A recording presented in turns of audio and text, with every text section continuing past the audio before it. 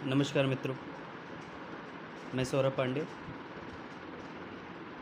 आज हम अपनी जो लास्ट मेरे वीडियो में बात हुई थी सनातन और हिंदू संस्कृति के बारे में, उनमें क्या अंतर है और क्या मतलब है दोनों का। आज हम आगे की श्रृंखला में आगे बढ़ते हैं और बात करते हैं कि हिंदू संस्कृति में ऐसी क्या या सनातन संस्कृति में ऐसी क्या कमियां रह गईं जिसके कारण हमें अभी तक आक्रमण झेलने पड़ रहे हैं, अभी तक समस्याएं झेलनी पड़ रही हैं। तो शुरुआत करते हैं। अब जैसा कि सनातन संस्कृति और हिंदू संस्कृति में हमेशा ये कहा गया वसुधैव कुटुंबकम, सर्वे भवन्तु सुखिनः, सर्वे सन्तु निरामया। वसुधैव कुटुंबकम मतलब ये वसुधा जो है वो एक कुटुंब की तरह है। वसुधा मतलब पूरी पूरी पृथ्वी, इसमें रहने वाले जीव जंतु प्राणी सब हमारे परिवार के सदस्य हैं। कुटुंब मतलब परिवार, तो सब एक ही परिवार के सदस्य हैं, तो सबको एक ही तरह मानना है, चाहे वो भाषा, रंग, रूप जो भी अलग हो, उससे कोई कोई भी फ़र्क नहीं पड़ता। हम एक हैं, हम इंसान के रूप में एक हैं। ये हमारी सनातन संस्कृति की मूल भावना थी। सर्वे सन्तु निरामया, सर्वे भद्राणि पश्यन्तु माँ कश्चित् दुर्भाग् भवेत्, सर्वे भवन्तु सुखिनः, सभी सुखी हों, सभी निरोगी हों, किसी को किसी तरह का दुख ना हो। ये इस तरह की हमारी सोच थी, हमारे सनातन संस्कृति की, हमारे वेदों की, हमारे उपनिषदों की सोच थी। सबसे पहला ग्रंथ ऋग्वेद जो हजारों साल पुराना है, जो लिखा गया, कितने लोगों ने उसको पढ़ा है, कितने लोगों ने उसके बारे में जानते हैं। शायद मैं भी नहीं जानता, लेकिन हम सब ने उन चीज़ों को छोड़ दिया जिससे हम एसोसिएटेड थे, जिससे हम जुड़े हुए थे। हमारे सारे वेदों उपनिषदों में सारी चीज़ें साइंटिफिक तरह से प्रेजेंट की गई हैं। पहला तो हमने उनको छोड़ा, और दूसरा हमारी संस्कृति तो हजारों साल पुरानी थी जिसमें सारी वसुधा को एक ही माना गया। सारे जीव जंतु, नदियाँ, वृक्ष सब समान हैं, ये माना गया। लेकिन कुछ समय पश्चात, आज से कुछ सालों पहले, आप कह सकते हैं 2000 साल पहले क्रिश्चियनिटी और 1400 साल पहले इस्लाम धर्म जो आया, उनकी ये सोच नहीं थी, उनकी सोच इससे अलग थी। तो उन्होंने अपने धर्म के विस्तार के लिए अलग अलग तरीके अपनाए, अलग अलग चीज़ें की, जिसको बताने की ज़्यादा ज़रूरत नहीं। जो अभी हमें पूरे विश्व में दिख रहा है वही हो रहा है। और हम एक बड़े भूभाग से, जहाँ हमारी संस्कृति फैली हुई थी, जैसे कि मैंने पिछली बार ही कहा कि हम राष्ट्र के रूप में, संस्कृति के रूप में फैले हुए थे। हम किसी तरह की कोई बाउंड्री के रूप में लिमिटेड दायरे में नहीं थे कि ये पार्ट ही हमारा भारत है और इसी को यहाँ पर मानने वाले लोग नहीं। हमारी संस्कृति तो पूरे दूर तक फैली हुई थी और दूर तक इसको मानने वाले लोग थे। लेकिन तो पहली दिक्कत तो ये हुई कि हमने अपनी चीज़ों को छोड़ा। आज भी अगर आप देखिए तो अगर हमारे धर्म की जो पताका है वो कौन कौन देखता है? हम और आप में कितने लोग मंदिरों में जाते हैं, अपने बच्चों को ले जाते हैं डेली, या फिर जो हमारे धार्मिक संस्कार हैं उनको फॉलो करते हैं, चाहे वो यज्ञोपवीत पहनना हो, चाहे वो तिलक बांधना हो, चाहे वो कलावा बांधना हो। अपने जो हिंदू सनातन आइडेंटिटी है, सनातन पहचान है, उसको हम कितना दिखाते हैं? नहीं दिखाते। उसको दिखाने को हम पिछड़ापन मानते हैं। जबकि और धर्मों में और जगह जो धर्म नाम से चीज़ें बनाई गई, उनमें इसको बहुत प्रमुखता दी जाती है और वो उसको अपनी आइडेंटिटी से एसोसिएट करके देखते हैं, और हमने इनको पीछे किया। तो हमने सहिष्णु बनने के चक्कर में अपनी सनातन जो संस्कृति थी उसको छोड़ा। दूसरा, अगर आप देखिए, हम में से कितने लोगों को अपने संस्कृत के श्लोकों के बारे में पता है, उनके बारे में ज्ञान है? शायद नहीं पता है। लेकिन अभी अगर आप जाके देखिए, जो भी अखंड रामायण होती हैं, सुंदरकांड के पाठ होते हैं, या जो भी पूजा अर्चना होती है, उसमें कौन प्रमुखता से उसमें में करता है? मंदिर का पुजारी, धर्माधिकारी। क्या क्या उसको आर्थिक उससे बेनिफिट होता है, उसका भी एक परिवार होता है, वो कितना पैसा 1 घंटे के सुंदरकांड कथा से कमा सकता है। तो हमारा सबका दायित्व है कि उसको संरक्षित करने का, क्योंकि धर्म तो उन्हीं लोगों के कारण बचा है जो कांवर निकाल के अपने घरों से लेके जाते हैं और गंगा के घाट से जाके गंगा का पानी एकत्रित करके महादेव के शिवलिंग में जाके चढ़ाते हैं, वो हमारे धर्म को बचाए हुए हैं। हम और आप नहीं।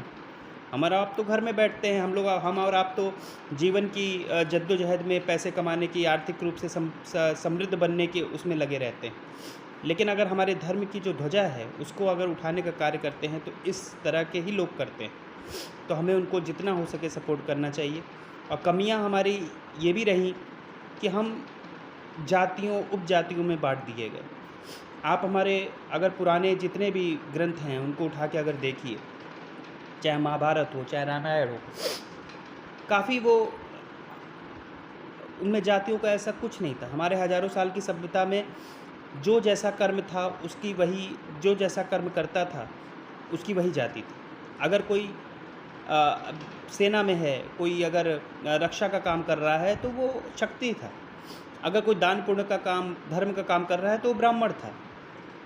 तो धर्म जाति की ऐसी कोई परिभाषा नहीं थी। ये सब अंग्रेज़ों का जो एजुकेशन सिस्टम आया, जो उनकी जो शिक्षा पद्धति आई जिसने हमें बांटने का काम किया, उसने इन सब चीज़ों को इंट्रोड्यूस किया। आप पढ़िए इसके बारे में, जानिए कि 1931 या 1921 अगर मैं याद सही से कर रहा हूँ तो 30,000 जातियाँ थी हमारे यहाँ, 3,000 जातियाँ थी हिंदुओं के अंदर बनाई गई थी, और आज उनकी संख्या बढ़ा के 6,000 कर दी गई है।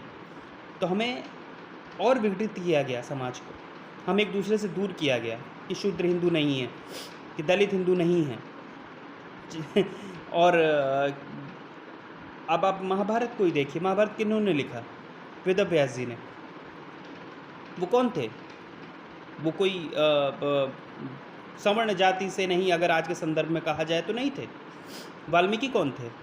वो भी कोई सवर्ण जाति से नहीं थे। इस देश में हजारों सालों में जिन महान राजाओं ने शासन किया है, ज़्यादातर न क्षत्रिय थे न ब्राह्मण थे। चाहे वो यादव वंश हो, घनानंद, और बिहार में जिनका शासन था, पटना में, पाटलिपुत्र में, जिसका बहुत बड़े क्षेत्र में शासन था, चाहे वो हो, चाहे चंद्रगुप्त मौर्य हों, जिनको हालांकि चाणक्य ने आज के संदर्भ में ब्राह्मण कर्म जो करते थे उन्होंने उस संबल लेवल पे पहुंचाया, और उन्होंने पूरे भारत नहीं, भारत के बहुत बड़े भूभाग पे अपना राज्य विस्तार किया। चंद्रगुप्त मौर्य थे, वो भी कोई सवर्ण जाति से नहीं थे आज के संदर्भ में। तो आप जितने भी बड़े राजाओं को उठाइए, यादव वंश हो, चंद्रगुप्त मौर्य हों, और मराठा जो अपने आप को ओबीसी में शामिल करने की बात करते हैं आज के संदर्भ में, उनके सबसे बड़े राजा छत्रपति शिवाजी महाराज हों, कोई सवर्ण जाति से नहीं थे। वो तो आज से 400 साल पहले की बस घटना है। बाजीराव पेशवा जी ब्राह्मण थे, लेकिन उन्होंने भी जो आगे किया, मराठा राजा को ही आगे किया था।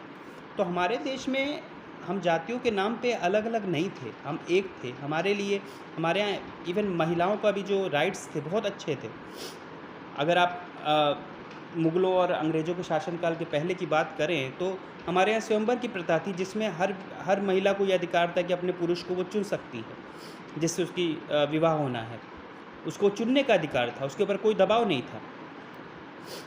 संपत्तियों में भी उनका अधिकार था। इवन कई जगह तो राज सत्ता भी महिलाएं चलाती थी।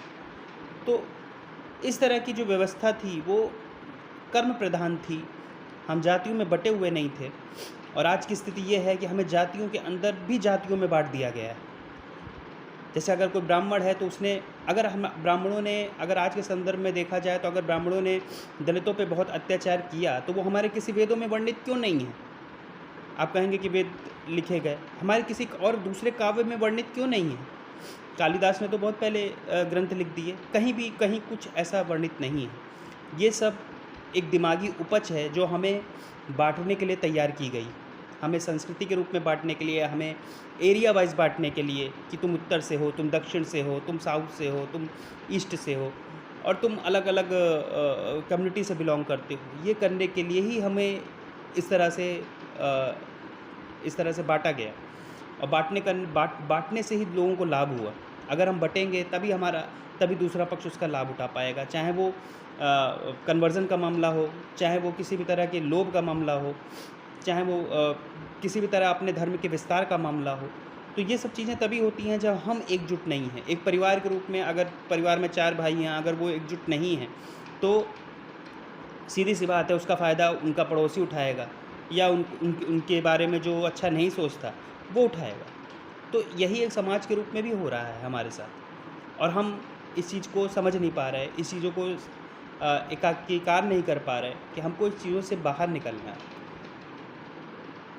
इवन हमें तो मैं तो इस चीज़ का बिल्कुल समर्थक हूँ कि विवाह में भी हमें अंतरजातीय विवाह करने के बारे में ही सोच जो पहले था, बीचों में जाति-पाति के बंधन में बंधने के कारण ये सब चीज़ें हुईं, तो हमें उन चीज़ों को अलग-थलग करना पड़ेगा, तभी हम एकजुट होंगे और तभी इस तरह की समस्याओं का निराकरण सही तरह से कर पाएँगे।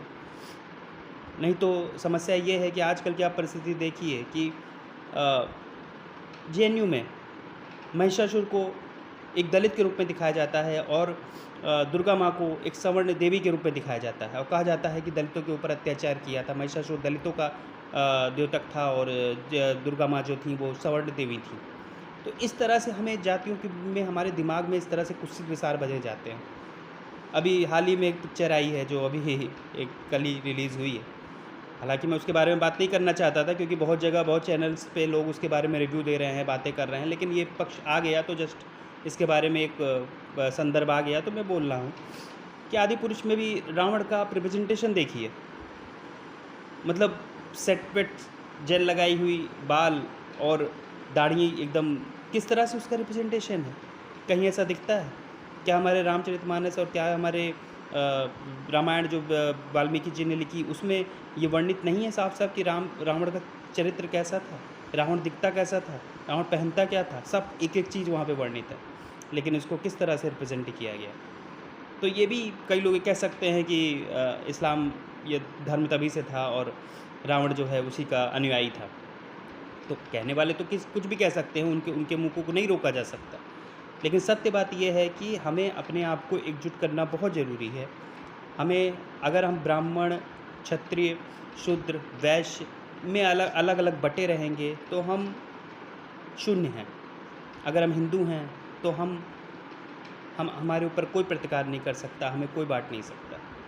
तो समाज के रूप में हमें एकजुट होना बहुत ज़रूरी है और तो जिस तरह की घटनाएँ अलग-अलग प्रांतों में अलग-अलग उसमें सुनने को मिलती हैं, उन सब का कारण वही है कि हमारे बँटने का, हमें एक साथ ना होने का दूसरे पक्ष भरपूर फ़ायदा उठाते हैं। क्योंकि हमारी संस्कृति ये नहीं थी कि और लोगों की संस्कृति ये नहीं थी कि पूरी दुनिया को वो एक ही माने और दोनों की संस्कृति ये नहीं थी कि वो सर्वे भवन्तु सभी लोगों के उसकी ये बातें करें कि सर्वे भवन्तु सुखिनः सर्वे सन्तु निरामयाः, इस तरह की बातें करने का नहीं था। तो उनकी सोच ही वो नहीं है कि वो उस स्तर पे सोच पाएँ, चाहे वो किसी भी धर्म के हों। लेकिन हमारे धर्म में, हमारे सनातन संस्कृति में, हमारी कल्चर में इस चीज़ का बहुत महत्व है कि हम मानवता को मानें और हम इसी को मानते भी हैं। लेकिन हमारे यहाँ शस्त्र और शास्त्र दोनों की बातें की गई हैं। आप किसी भी अपने भगवान को देख लीजिए, किसी भी भगवान को देख लीजिए, देवी को देख लीजिए, शंकर भगवान को देख लीजिए, रामचंद्र जी को देख लीजिए, कहीं पे भी उनका रिप्रेजेंटेशन होता है तो उनके हाथ में शस्त्र ज़रूर होता है। तो शस्त्र किसी को मारने के लिए नहीं ज़रूरी है, शस्त्र अपनी सुरक्षा के लिए बहुत ज़रूरी है। शस्त्र को रखना, इसलिए हमारे यहाँ विजयदशमी पर शस्त्र का पूजन होता है और शास्त्र भी ज़रूरी है और शस्त्र भी ज़रूरी है। शस्त्र अपनी सुरक्षा के लिए ज़रूरी है। अगर देश के पास सेना ना हो तो अगर कोई दूसरा पक्ष उस पे हमला करेगा, दूसरी सेना हमला करेगी तो हम अपना बचाव कैसे करेंगे? जैसा कि यहाँ के जिन लोगों ने इस देश को बाँटा, जो इसके कर्ता धर्ता थे, उन लोग का तो कॉन्सेप्ट यही था कि सेना ही नहीं होनी चाहिए इस देश में। तो फिर चाइना और पाकिस्तान क्या करते?